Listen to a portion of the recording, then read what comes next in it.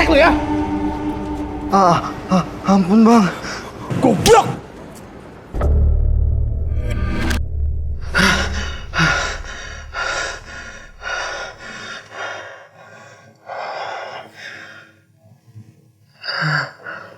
Cuma mimpi.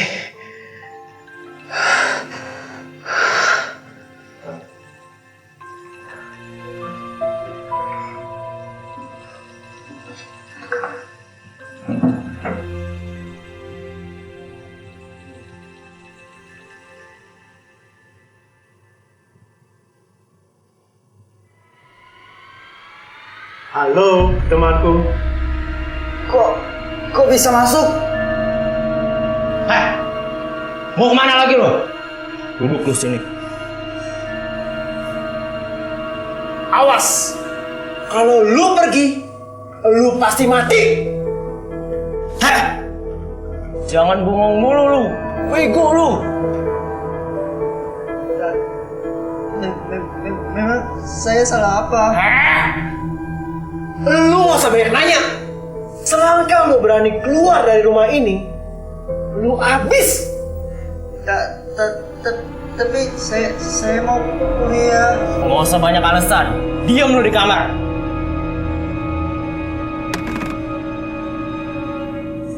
Kamu ngomong sama siapa, Man? Mereka.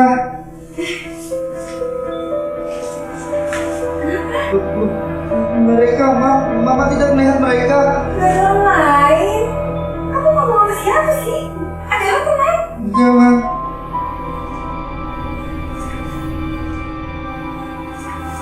Yaudah, kamu siap-siap kuliah ya. Nanti telat loh.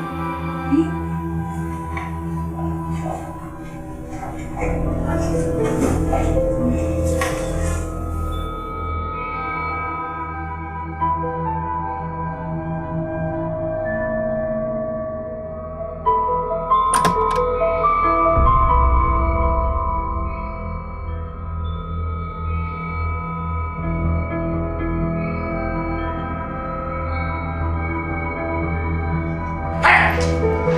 Iman, lu budek ya? Selangkah lu berani keluar dari rumah ini, lu mati. Iya. Gua bacok lu sekarang. Iman, ada apa? Iman? Iman, ada apa, Nak? Iman?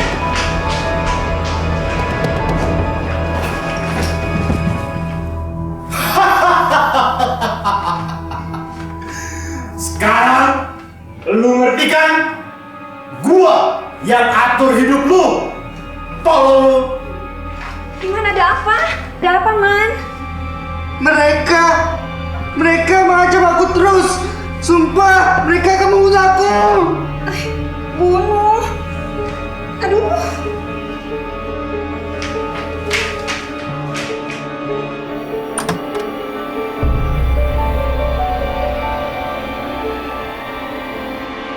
Gak ada siapa-siapa. Apaan aku jadi gila ya? Iman, siapa orang-orang yang kamu maksud? Nggak ada orang lain, Nak. Iman. Iman.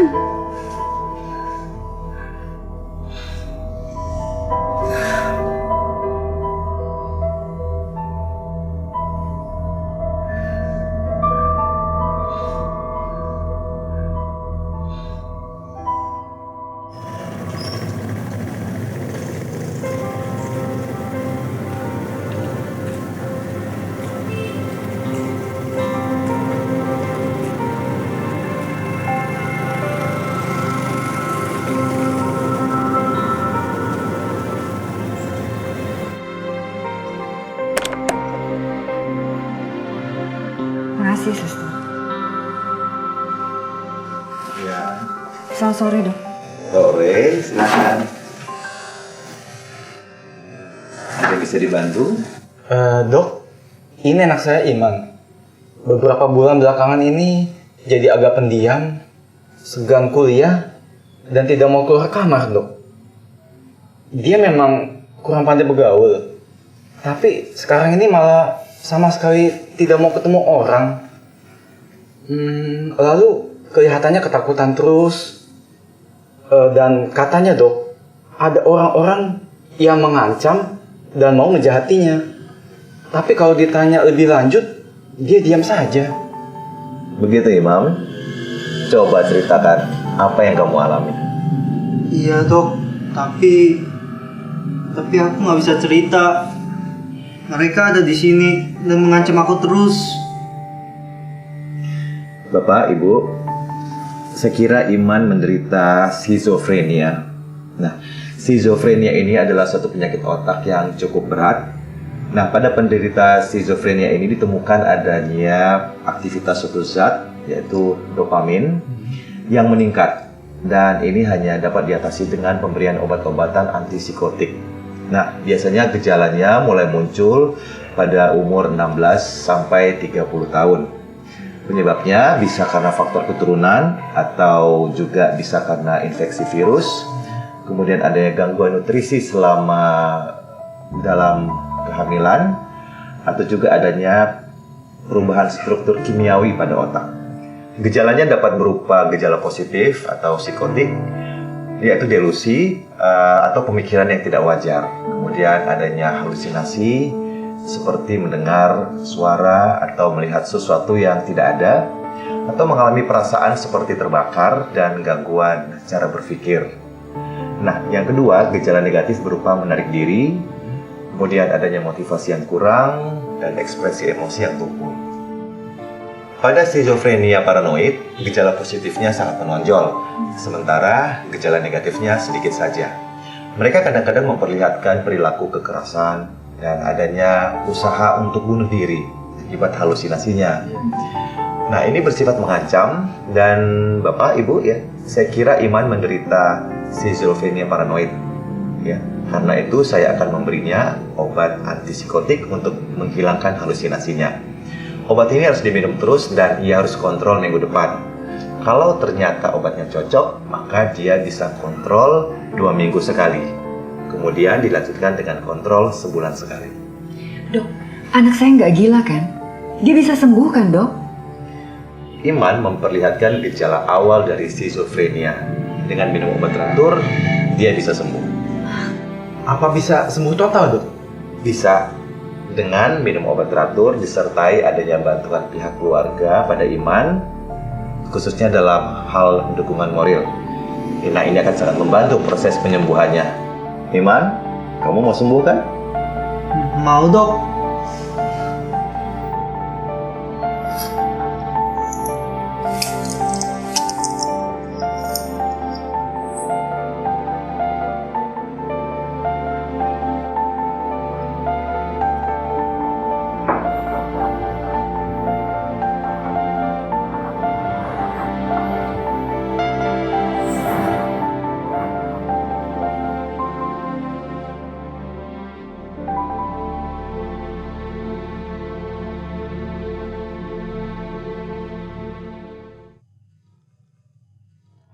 Ma, besok sore Iman kontrol ke dokter lagi ya? Iya. Pak, kata Cirina, di Bogor ada orang pinter tuh. Kita bawa Iman ke sana aja yuk. Katanya sih kemarin ada orang stres, sekali datang langsung sembuh. Oh ya? Murah lagi biayanya. Boleh juga kita coba, Ma. Ya? Oke, boleh.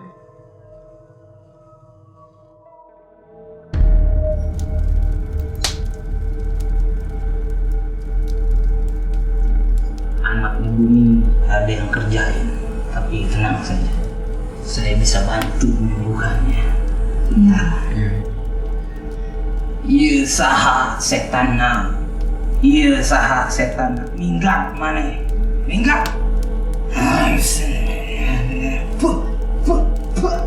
Ini nak diminum sampai habis ya. Iya bah. Aduh. Udah, diam aja. Begitu caranya ya. Iya. Makasih, Mbak. Iya. Makasih Mbak. Iya.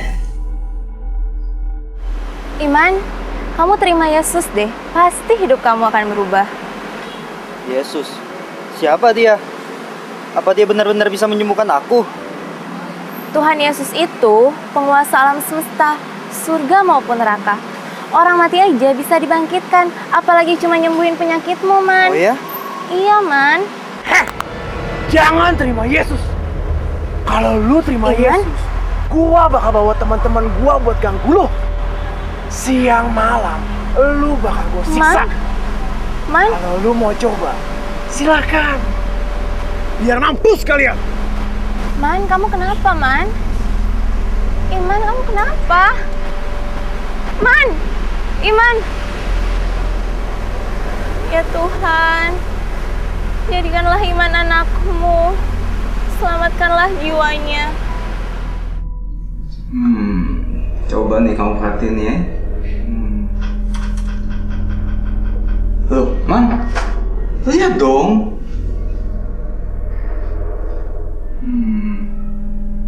Coba nih ya. Man, ayo fokus. Kamu ngeliatin apa sih? Enggak. Coba nih ya, kita mulai ya. Loh, Man, lihat dong. Masa begini aja mesti diulang-ulang sih?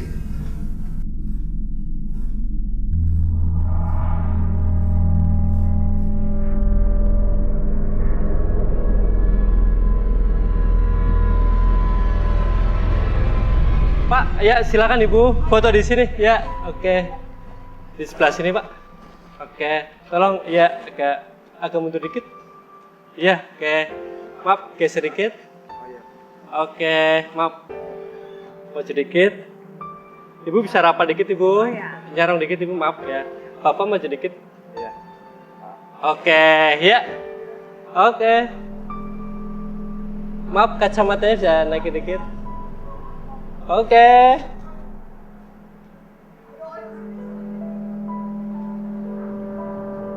Oke, siap. Ada siap. Oke.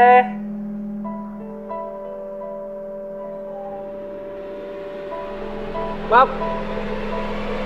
Tolong bisa ya. Ya, oke. Oke, ya. 1. Oke, 1, 2, lihat kamera. 1, 2.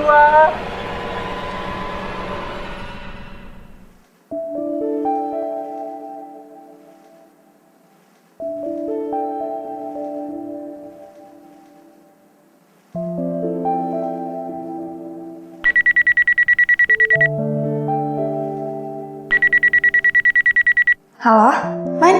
Ada lowongan kerja nih. Mau gue daftarin nggak? Mau dong, daftarin aku ya. Makasih loh, Lis. Oke. Tesnya besok lusa ya, di kampus jam 10. Oke, see you. Bye. Bye.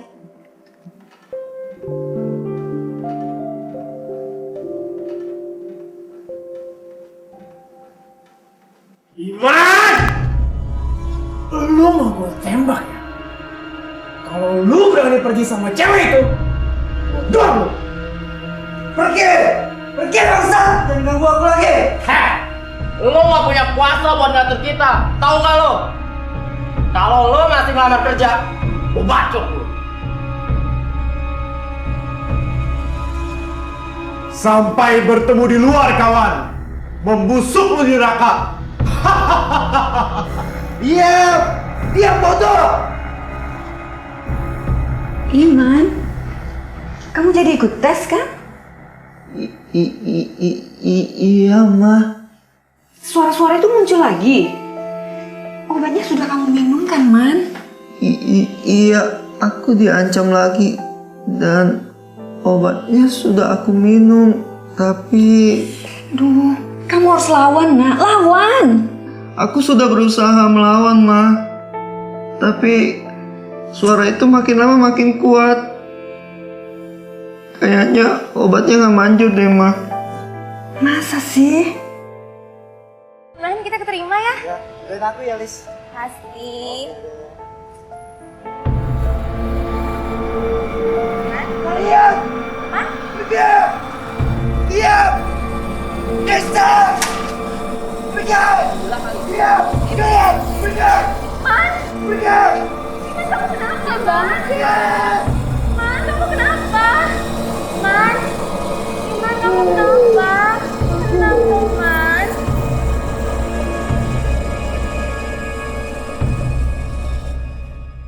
Tambah parah ya.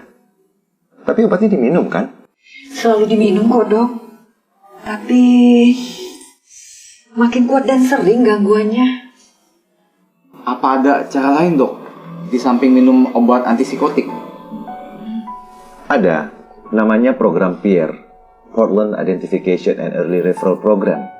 Ini merupakan suatu program pelengkap untuk membantu mengatasi suara-suara yang menakutkan dan mengancam melalui terapi kelompok dan keluarga. Nah, program ini sebenarnya tengah dipopulerkan di Amerika Serikat bagi penderita awal skizofrenia. Melalui terapi kelompok ini, mereka belajar untuk mengabaikan suara yang mengancam itu dan agar terus mengadakan interaksi sosial. Apakah Bapak setuju Iman ikut program PIER ini? Boleh saja, Dok. Asalkan anak saya sembuh. Baik, saya minta persetujuan keluarga ya agar Iman diperbolehkan mengikuti persekutuan setiap hari kecuali hari Minggu. Nah, tujuan kita adalah agar Iman dapat mengadakan interaksi dalam kelompoknya di samping penguatan iman agar dapat mengatasi halusinasinya. Baiklah, Dok. Kami setuju. Pak Yosef, saya sulit berkonsentrasi. Mereka terus mengganggu saya. Tadi kamu udah minum obat belum? Sudah, tapi nggak tahu kenapa suara itu tambah lama tambah kuat. Sekarang kita berdoa ya. Tuhan Yesus, tolong iman anakmu yang masih diganggu oleh suara-suara itu, Tuhan. Dengan kuasa doa kami mau mematahkan suara-suara itu. Dalam nama Yesus kami sudah berdoa. Amin. Wah Pak, suara-suara itu hilang. Puji Tuhan, Iman. Itu berarti karena doa. Tetapi selain doa juga kuasa puji-pujian bisa membuat suara itu bisa hilang. Nanti kamu sendiri akan lebih diajar lagi untuk lebih mengerti akan banyak kebenaran firman Tuhan. Teman-teman kenalin nih teman aku Iman. Ini Kak. Hai Freddy, Iman. Pak, apa kabar? Baik. Hai. Bisa bicara sebentar nggak ya, Pak? Ini teman aku Iman mau nanya sesuatu sama Bapak. Boleh. Mari kita masuk.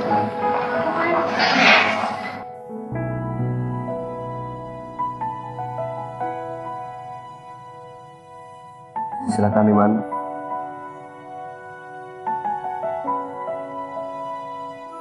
Oke, ada yang mau disampaikan? Dalam khotbah tadi, Bapak menjelaskan ada kuasa dalam suatu pujian. Bisa Bapak jelaskan? Ya Iman, sebagaimana kata firman Tuhan, hati yang gembira adalah obat. Dan hati yang gembira itu di dalamnya ada pujian. Dan pujian itu adalah pujian kepada Tuhan. Ketika kita mampu memuji Tuhan, kita menyatakan syukur kita kepada Tuhan. Ketika kita mampu menyatakan syukur kita kepada Tuhan, maka kuasa Tuhan bekerja dalam diri kita, yang di dalamnya menggantikan pergumulan menjadi kebebasan, menggantikan persoalan menjadi kelepasan, menggantikan beban menjadi sukacita. Oleh karenanya, ada kuasa di dalam pujian. Jangan pernah berhenti untuk memuji Tuhan. Nyatakanlah syukur kita kepada Tuhan, maka Tuhan akan menggantinya dengan berkat dan anugerah dalam hidup kita. Begitu, Tuhan. Ya, terima kasih ya Pak. Sama-sama Lisa, Tuhan berkati. Tuhan berkati juga, Pak. Tuhan berkati ya. Bu Eni, kita nyanyi bareng-bareng ya. Kita sama-sama puji Tuhan. Kita nyanyi puji syukur. Oke. Kita nyanyi sama-sama ya Bu Eni ya. Iya Pak Yusuf.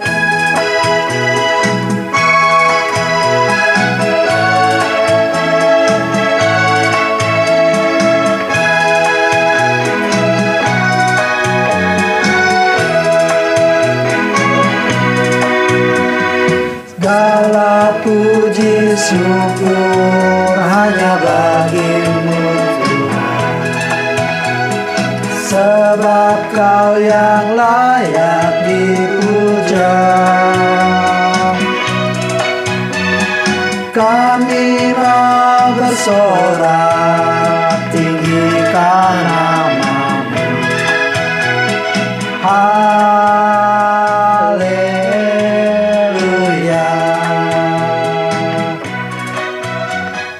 Soraklah haleluya, soraklah haleluya, haleluya.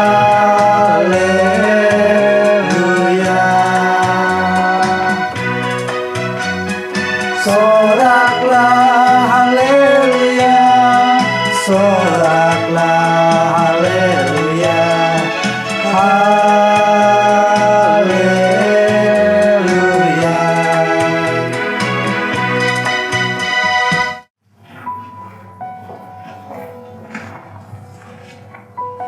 Hai Imam, apa kabar? Baik Pak. Saya udah mau persekutuan lagi. Iya. Gimana kalau hari ini kamu yang melayani? Berani? Berani Pak, tapi kalau salah-salah dikit nggak apa-apa ya Pak, mohon dimaklumin.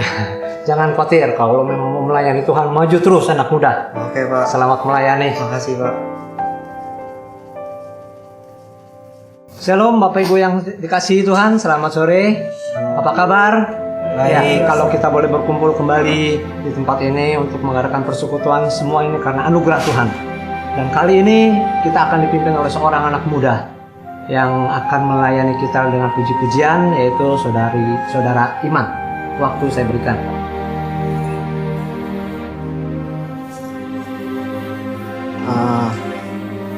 Saya mengajak saudara-saudara kita nyanyikan satu pujian nomor 82, Satukanlah Hati Kami.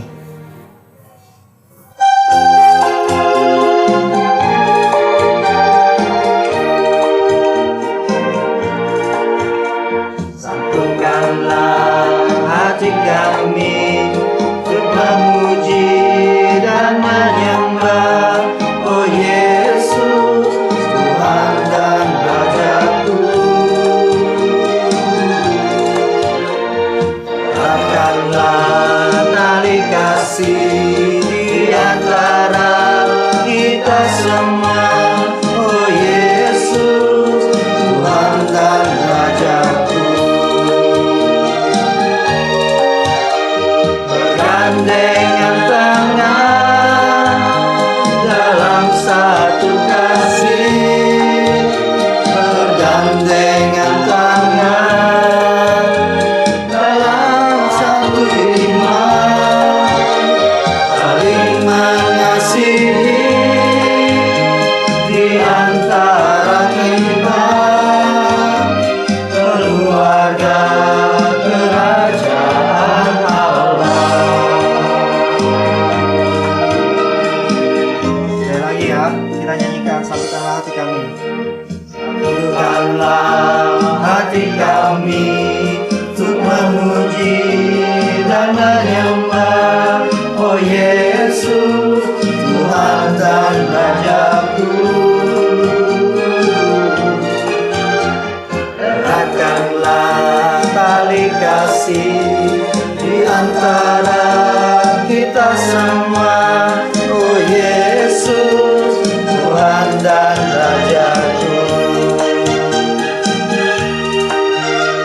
Bergandengan tangan dalam satu kasih, bergandengan tangan dalam satu iman, saling mengasihi di antara kita, keluarga kerajaan Allah.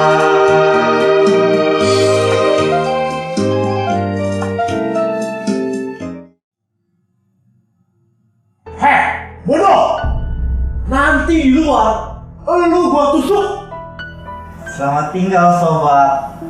Mulai sekarang gua nggak bakal bicara atau dengar kalian lagi. Kalian gak eksis. Lagian suara kalian makin lama makin kecil dibandingkan suara puji-puji di kepala gua. Bangsat! Gua bunuh ya. Heh, jangan keluar. Bu Eli, dapatkah Ibu menceritakan sedikit keluhan yang Ibu alami? Baik. Saya memang hidup sendiri, tidak menikah, dan hanya ditemani oleh seorang pembantu. Akhir-akhir ini, saya mengalami stres. Badan saya terasa pegal, ngilu, dan kadang-kadang jalan saya sempoyongan. Berapa bulan akhir ini saya selalu diganggu oleh suara-suara yang mengandung makian-makian yang kotor. Itu yang selalu membuat menjadi beban bagi saya. Kira-kira inilah keluhan saya. Lalu bagaimana perasaan Ibu setelah sharing bersama dengan kita? Puji Tuhan, saya merasa ada kemajuan dan hidup saya bergairah lagi. Saya bisa jalan-jalan ke mall dan suara-suara yang tadinya mengganggu sudah mulai berkurang. Tapi kalau malam pas CD lagu-lagu rohani saya berhenti dan stop, kadang-kadang suara itu suka datang mengganggu dan saya harus putar lagu-lagu rohani terus-menerus. Terima kasih Bu untuk sharingnya. Semoga suara-suara itu tidak mempengaruhi Ibu lagi. Jangan perhatikan suara itu dan tetap berdoa kepadanya. Sekarang saya tidak dapat dipengaruhi oleh suara-suara tersebut. Dan awal November ini saya akan bekerja di restoran.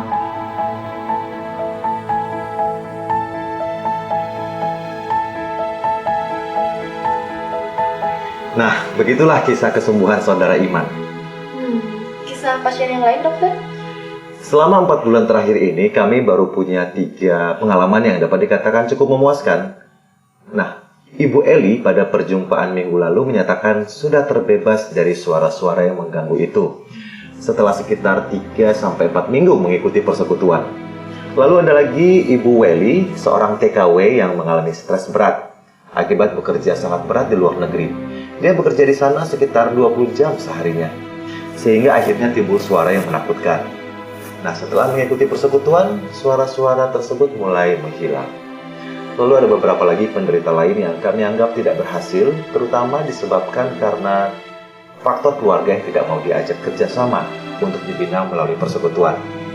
Sebenarnya program yang diajukan pada peer adalah terapi kelompok dan keluarga, sehingga terapi dapat disesuaikan dengan keadaan masing-masing. Terapi kelompok dapat dilaksanakan dalam berbagai bentuk, tapi yang penting adalah agar si penderita mengadakan interaksi sosial, sehingga dia tidak terperangkap dalam dunia mayanya dan masuk ke dalam dunia nyata. Program ini merupakan pelengkap yang baik di samping minum obat antipsikotik. Bila keadaannya membaik, maka obat antipsikotiknya dapat dikurangi dosisnya secara bertahap. Proyek PEER ini sudah dilakukan oleh John Nash. Nah, dia seorang jenius di bidang matematika yang ternyata juga menderita skizofrenia. Nah, dengan bantuan sang istri yang terus dengan tekun mendorongnya agar dia mengadakan interaksi sosial, maka John Nash berhasil mengabaikan halusinasinya sampai akhirnya dia memperoleh hadiah Nobel. Nah, kisahnya difilmkan dalam satu film yang berjudul A Beautiful Mind pada tahun 2001. Tentang proyek PEER ini dapat dibaca dalam makalah Scientists Try to Stop Schizophrenia in its Tracks, terbitan 26 Juli 2009 yang ditulis oleh Malcolm Ritter, seorang penulis di AP Science. Harapan kami adalah semoga hari depan penderita skizofrenia menjadi lebih cerah. Iya, kisah inspirational dok. Ada tambahan lain? Nah, kalau cerita tadi terjadi pada orang psikotik, maka keadaan serupa dapat juga terjadi pada orang normal. Paus Benediktus ke-16 akhir tahun lalu mengungkapkan pemberitaan tentang perbuatan si iblis yang begitu sering diberitakan di mana-mana, sehingga kita menjadi terbiasa, terlena, dan membuat kita menjadi tidak sensitif lagi. Hati kita membeku dan pikiran kita menjadi gelap. Nah, media massa seakan-akan membuat kita merasa sebagai penonton saja, dan bahwa kejadian jahat itu hanya terjadi pada orang lain. Padahal kita semua sesungguhnya adalah aktornya, yang berbuat baik maupun yang berbuat jahat. Dan akhirnya tindakan kita akan mempengaruhi orang di sekitar kita. Sadarlah dan berjaga-jagalah. Lawanlah si iblis. yang berjalan keliling sama seperti singa yang mengaum-ngaum dan mencari orang yang dapat ditelannya. Ini tertulis pada 1 Petrus 5 ayat 8. Oke, baiklah dok. Terima kasih atas penjelasannya. Sama-sama.